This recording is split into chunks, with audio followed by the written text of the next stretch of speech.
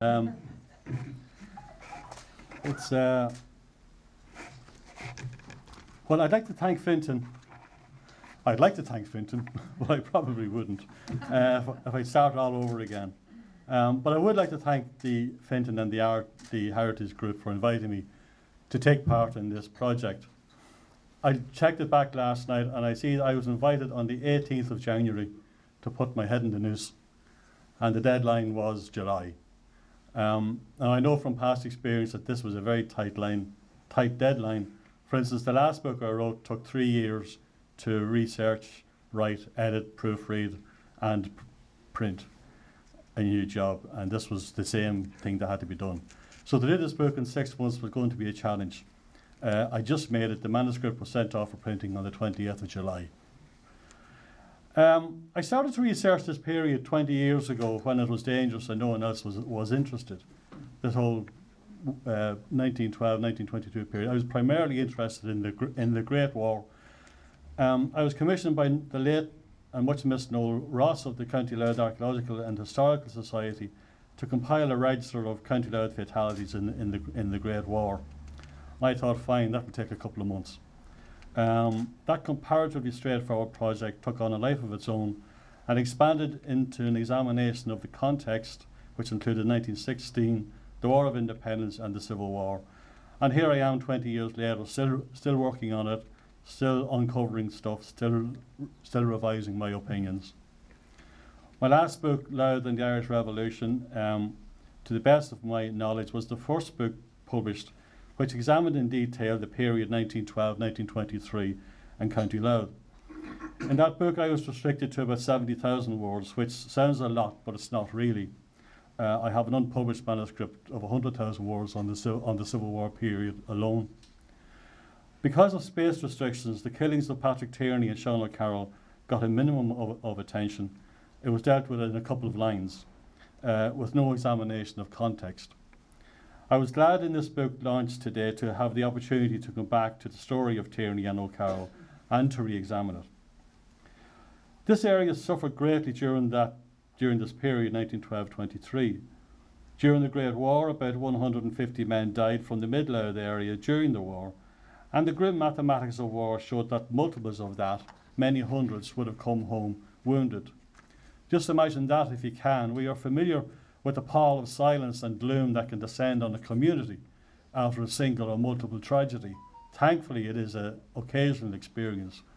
But imagine that pall repeated 150 times over a 4-year period, with no idea if or when there will be a respite. Allied military planners anticipated that the war would go on at least until 1920, if not beyond. And when the war did finish, the wounded were here all around you. On top of this, then, there was the upheaval of the War of Independence, followed by Civil War. County Louth was not central to the War of Independence, but the experience here was more typical than the oft-told experience of places like Dublin, Tipperary, Cork, which is why the study of County Louth is worthwhile, as it provides an alternative narrative to the long accepted story of the Revolution. Ardee itself was not a silent, detached observer of what went on from 1913. Local figures heavily involved in politics like Joseph Dolan and William Doran and the Bellingham family from Castle Bellingham had a respected national profile. Pro-Home Rule rallies took place outside this building in 1913 and 1914. Companies of volunteers were formed in 1914. Most volunteers sided with Redmond at the outbreak of the war and then faded away.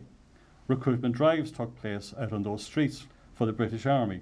Sinn Féin reorganised here after 1916. Anti-conscription rallies were held in 1918. So Ardee was a participant, not merely an observer in the revolution. It's sometimes forgotten that the drive towards independence also had a political strategy. And by 1921, the political strategy was to the forefront in County Louth. All elected bodies, including those in Ardee, were under the control of the revolutionaries and had withdrawn recognition of Dublin Castle, and engaged in a dangerous cat and mouse game in the collection of rates and local taxes. Through these actions, Louth was becoming increasingly ungovernable. The revolution was being won by the expedient of ignoring the imperial administration. As you will read in the book, in the military campaign it was clear that all was not well in South Louth IRA. The available contemporaneous evidence raises difficult questions, many unanswered, but we should not rush to judgment. There are many files relating to County Louth as yet unreleased from the military archives. Who knows what alternative narrative will be produced from their examination when the opportunity arises. There is plentiful work ahead for serious and patient historians. Dominating the historical narrative has been the killings of Patrick Tierney and Sean O'Carroll, which was a brutal affair, but sadly the tactics employed on that dreadful night were not once-off or uniquely employed, or not only employed by the Crown forces. But I was unable to uncover a convincing reason why O'Carroll and Tierney were singled out for assassination on that night. Again, the absence of apparent motive was not unique. This was also the case of later killings by Crown forces in County Louth of John Moran and Thomas Halpin in Drogheda in February 1921, Sean McGee in Greenore in May 1921, and the brothers John and Patrick Waters in Dundalk in June 1921. There was no obvious reason why these people, over and above other Republicans, should have been chosen for assassination. The archives may yet yield up the full story. While the killings of Tierney and O'Carroll have dominated the popular historical narrative, there are other elements of the history that deserve illumination. The death of Georgina Rice from Ardee in an arson attack on Craig's department store in Dundalk in August 1920 has all but been forgotten. This horrifying attack caused the death of 3 people: Georgina Rice, Alexander Allardyce from Drogheda, and Elizabeth Wilson from County Antrim, all Protestants. Were it not for the bravery of Georgina, who raised the alarm, a dozen other people would also have perished. Georgina died when with the fire raging about her, she went looking for Alexander and Elizabeth, when she should have seen to her own safety. The story of Georgina Rice stands out as a warning from history about the dangers of hatreds and blind sectarianism. In looking back, we'd also force to ask questions. Was the war, which began in 1916, worth it? Did the settlement of the Anglo-Irish Treaty in 1921 exceed that which was an offer in the Home Rule Bill of 1912? And if it did, was it worth fighting for?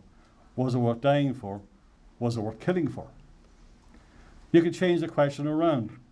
Was Home Rule that would have satisfied the needs of most Irish nationalists in 1913 worth opposing in arms as Unionists did in 1913-14? Was complete separation worth opposing in arms as the British did from 1916 onwards? Someone on the British side might have noticed that one lesson from history is that empires come and empires go. As it turned out, the British Empire was no different than those empires that preceded it.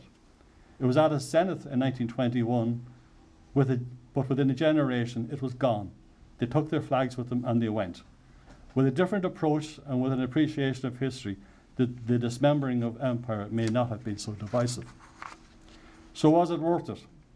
In preparing these few words, I asked myself, who 100 years ago would have expected that someone from this parish would be elected the Vice President of the equivalent of a multi-state European Parliament, or would be honoured with the position of a commissionership in the equivalent of the European Union?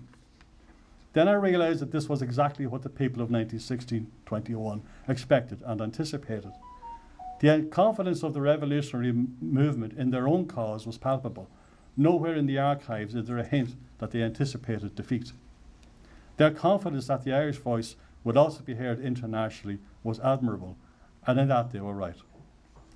Success on the world stage is one thing. The social and economic difficulties that Ireland faced over the succeeding years were and are of our own making, and were and are the attempted resolutions. The degradation suffered by those with no voices in previous decades have come back to haunt us, and the degradation suffered today by those with no voices will haunt our children and grandchildren. We need to learn from history too.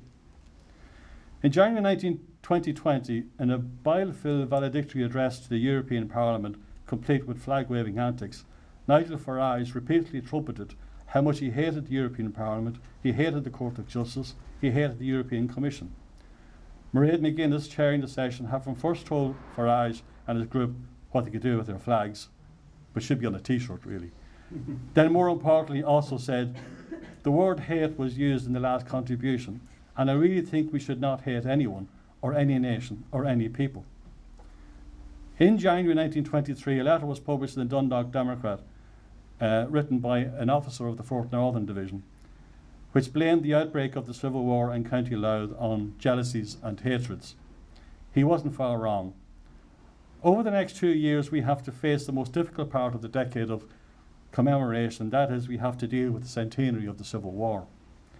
That awful year between June 22 and May 23 needs to be remembered for no other reason than to remind ourselves of the cruelties that great hatreds can generate. But the Civil War has been fought once. We don't need a rematch.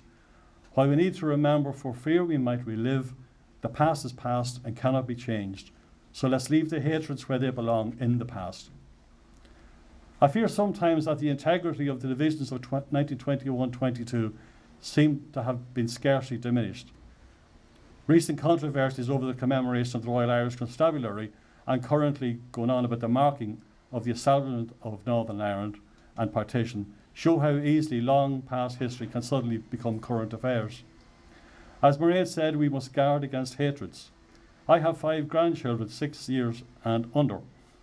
Their grandchildren in 100 years' time could well be assembled here to commemorate the bicentenary of the 1912-23 period. Wouldn't it be great if my grandchildren's grandchildren could look back regretting that it took so long for Ireland to find itself at peace with itself? And now my book will be launched into the stratosphere as a unique freebie. Like anything I've written, never mind published, I would love to revisit it, revise it, get rid of the annoying typos, the clunky phraseology. Tighten up here, expand there, go back to the points that I meant to return to but have forgotten. But this is it. Everything is sourced, so everything whose bonnet becomes infested with bees over its content or its conclusions can easily generate an alternative narrative. There are people I need to thank. First of all, to thank Mairead for taking time from her all too scarce and precious personal time to do the honours today. It's much appreciated, Mairead. Also thanks to my wife, Patricia, there you are, who not alone puts up with me just in general, but also with my obsession with history and the many, many hundreds of thousands of hours that I've disappeared off to research and write and talk to people. She put up with me with good humour and probably with a lot of relief that I'm out of her way. This work could not have been done without Tricia's support.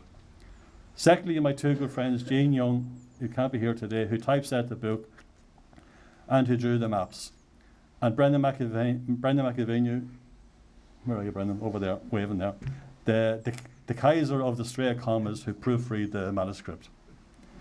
Thirdly, Lorraine McCann from the Louth County Archive Service for her ongoing assistance in research. In that context, I urge anyone with documentation or artifacts or photographs from that era to share them with the archive or museum, have them copied or recorded. You never know, they just might be a missing piece from the jigsaw we call history. And it's all over to you now. Thank you very much.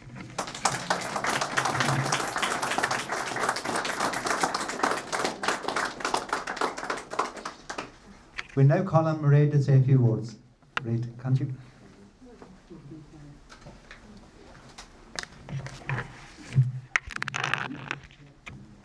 A very good morning, everyone. I feel relieved that the mask has been removed and I am socially distanced. And I'm very moved, actually, Donal, by what I believe was a really profound speech. So I think you deserve another round of applause for that. I'm embarrassed but happy that you did quote me in the European Parliament because I think these moments are important, and I think hatred unfortunately can fester where good people stay silent. So, formally, let me say a very good morning. It is very nice to be home.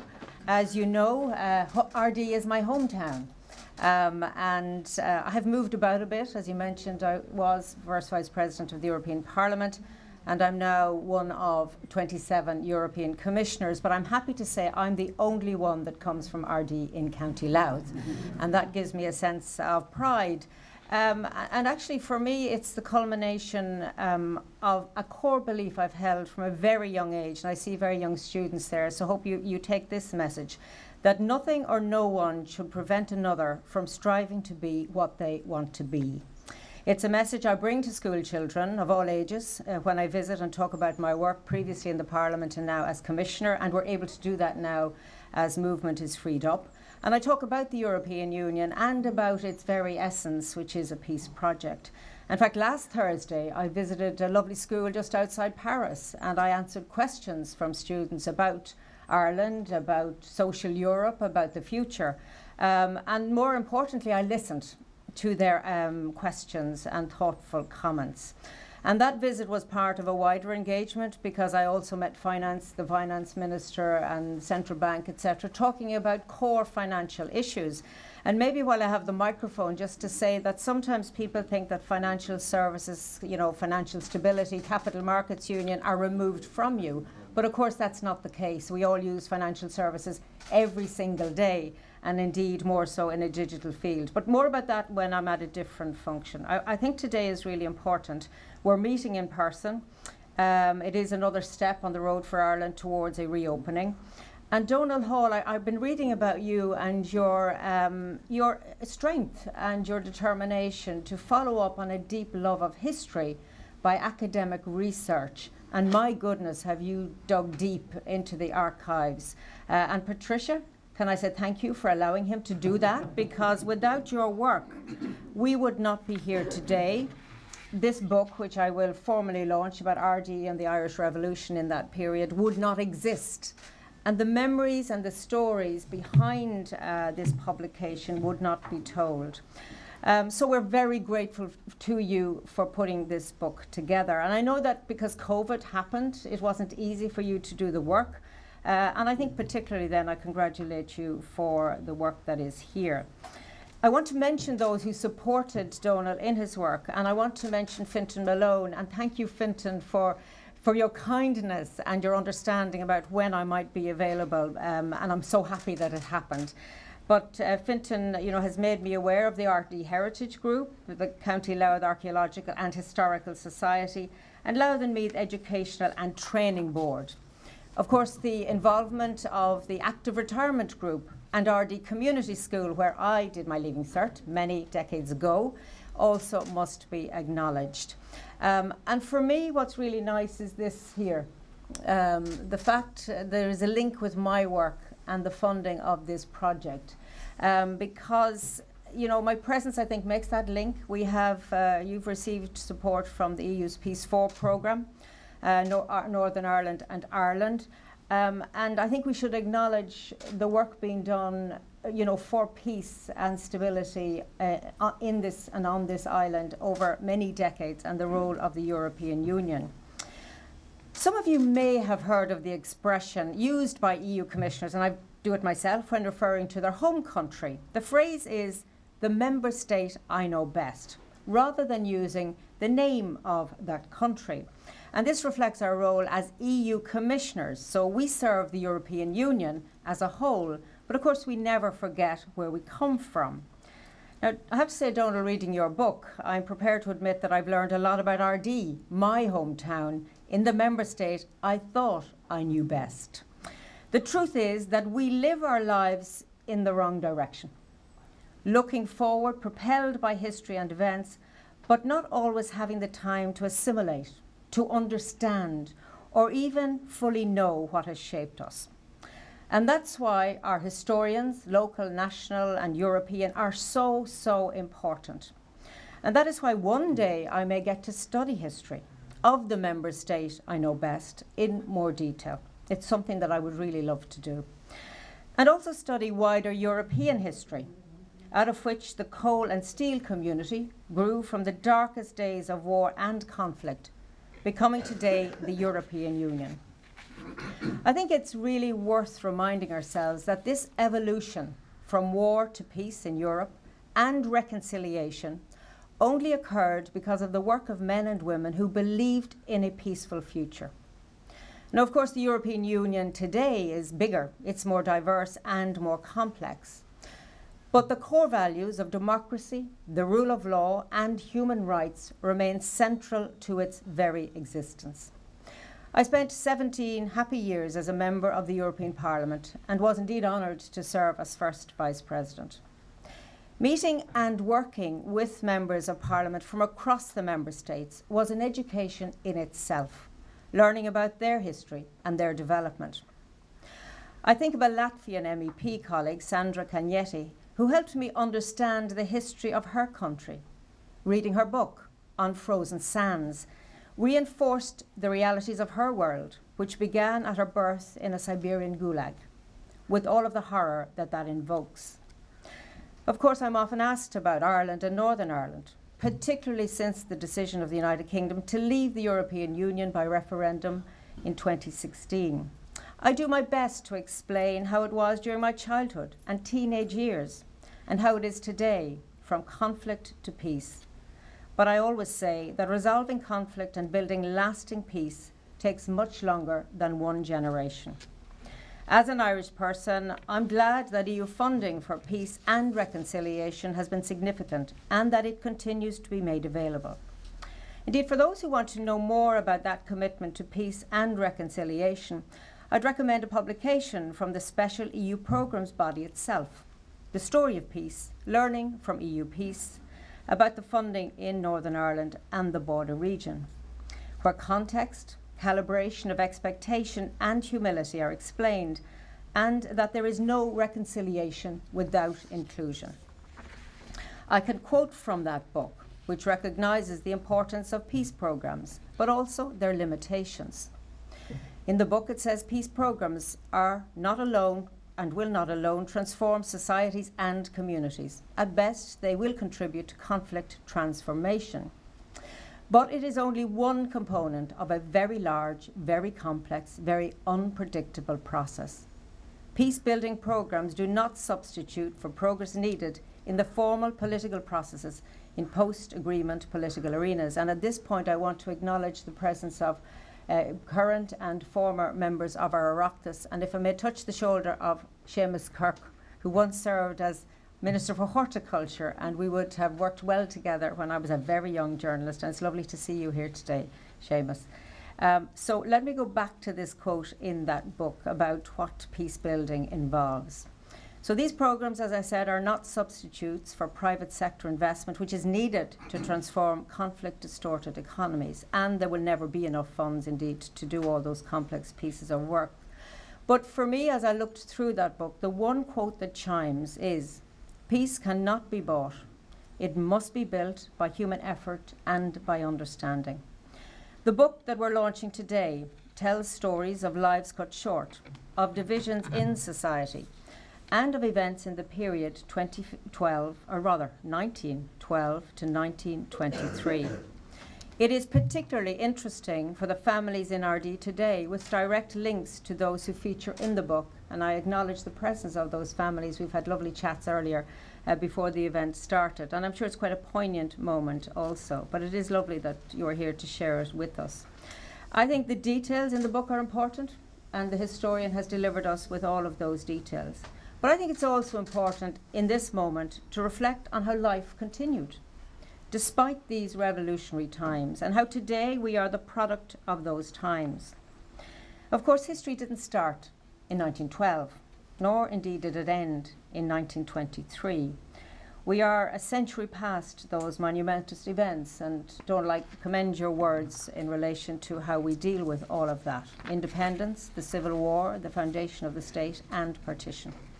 I'm glad that here in Ardee on this morning there is a focus on those complex times and the people involved. And I thank you very much for doing me the honour to be with you this morning on this very special day and to join with so many of this community in acknowledging our past, reflecting on it, and also understanding that some of it is complex and difficult, and that we rely on the study, the time and the investment which Donal Hall and many historians have put into this publication this morning, in particular to Donal, but also to say, as I've learned, and I've lived a little bit longer than I'm glad I lived this long, but can I just say that one of the things I say always is that every day I learn more.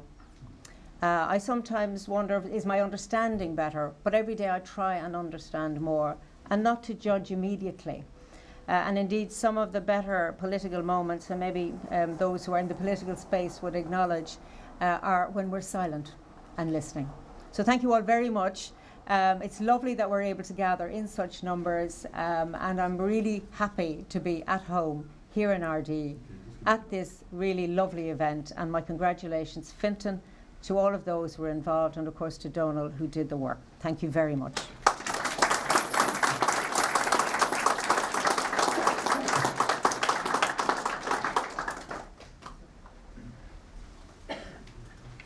I'd just like to call on Lee McCormick, he, just to say a few words. He's part of the Ardee Heritage Group.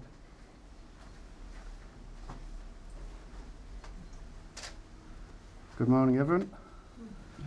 Thank you all for attending here today. I'm not going to ask for hands up who heard the name Fintan Malone over the last 6 to 12 months. It's nearly a household name at this stage. I'm honoured to be on the committee with Fintan. Fintan, any time the committee asks you, what can we do? How can we help? As you can appreciate, it was very hard for the committee to meet through the COVID, through the last 12 months. Fintan kept us well up to date by phone calls, and Fintan, you done Trojan work. You done very good work. What have I learned, and what has the committee learned over the last 12 months? Behind every good team, there's a good captain. And there's no doubt, Fintan, you were a very good captain. While you were hard at work, so was the committee behind your back. We were hard at work too. I'm sure you'd all agree, it's only fair Fintan gets a little bit of recognition today for the good work he has done, not only over the last 12 months. At a commemoration every year, Fintan, you organise colour parties, trumpet players, media, and so forth. So, without further ado, Fintan, could I ask you to step forward, please? And I'm going to present you with a little bit gift.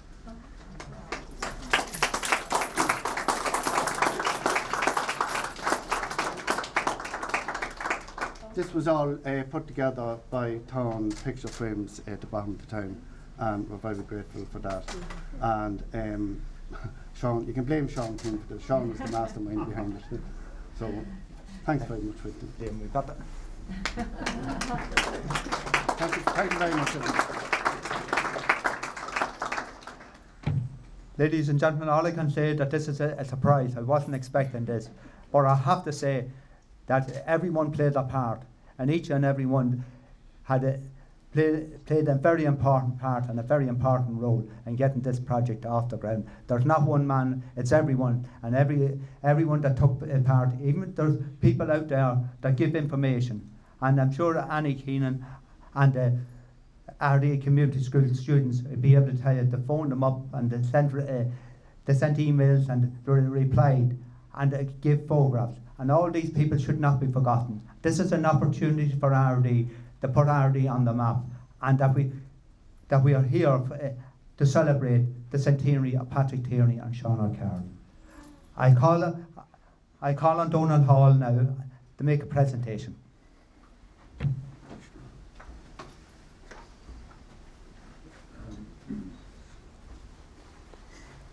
Yeah, just one more thing. It's especially I'm going to say inscribed book for Mairead, and it's done in beautiful handwriting, and it just says on the inside, presented to Mairead McGuiness, European Commissioner, on the occasion of the launch of Ardee and the Irish Revolution 1912-1923 on Monday 20th September 2001, with grateful thanks from the Ardee Heritage Group.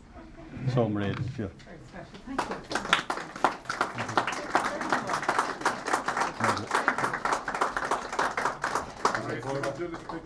It's really lovely. Yeah. It's gorgeous. Yeah. Super.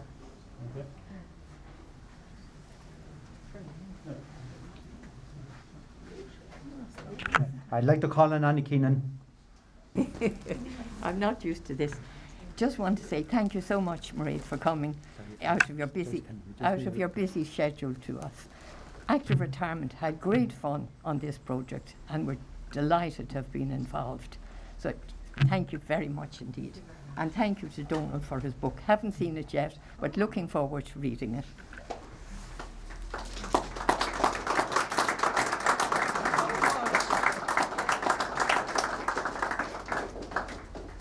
if I may say one word, this active retirement lark is getting closer to me than I think. So I am here to sort of do a little bit of a recce as well as everything else. And can I just endorse the comments about Fintan Malone? I was a hard woman to catch, frankly. But he caught me in the end. And just to really appreciate your understanding for this timing of the event. But I think it's a good way to start the week. Yeah. I got flowers and a beautiful book engraved and meeting lovely people, so thank you so much.